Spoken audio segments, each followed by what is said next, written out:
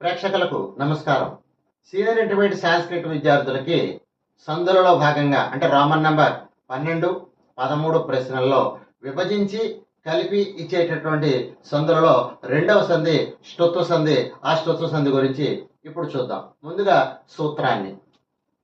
సకార తవర్గలకు షకార టవర్గములు పరమైనప్పుడు అంటే పూర్వపదం చివర సకార తవర్గలు అంటే స మరియు త థ ద ధ అనేటటువంటి అక్షరాలకు షకార టవర్గములు పరమైనప్పుడు అంటే షకారము మరియు ట ఠ డ ఢ అనే అక్షరాలు పరమైనప్పుడు ఏవైతే పరమయ్యాయో అవే ఆదేశంగా వస్తాయి. మనం ఉదాహరణలోకి వెళ్ళి చూద్దాం. రామస్ ప్లస్ టీకతే పూర్వపదం చివర సకారం ఉంది, దీనికంటే టా పరంగా ఉంది అంటే షకార టవర్గంలో ఉన్న టా పరంగా ఉంది. ఇప్పుడు ఈ సకారము వల్ల ఈ సకారము షకారంగా మారి రామష్టీకతేగా మారుతుంది. తర్వాత తత్ ప్లస్ టీకా తట్టీకా తకారాన్ని టా పరమైంది కాబట్టి మళ్ళా టాయే వచ్చి తట్టీకాగా మారుతుంది. ఉత్ ప్లస్ డయనం ఉడ్డయనం.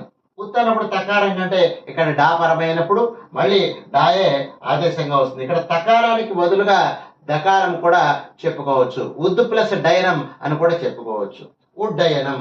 తర్వాత పేస్ ప్లస్ టా పేష్టా అంటే సకారము కంటే టకార పరమైంది కాబట్టి ఈ సకారము స్థానంలో షకారము వచ్చి పేష్ఠాగా మారుతుంది. ఇది హల్ సంధి కాబట్టి ఈ ష్టుత్వ సంధిలో సకారము తకారము మరియు సకారముల కంటే ఇక్కడ పరమైనటువంటి షకార టకారములే ఆదేశంగా వస్తాయి. ఇవి హల్సందులు కాబట్టి ఇందులో పూర్వపదం చివర పొల్లును తప్పనిసరిగా ఈ గీతను పెట్టవలసిందే.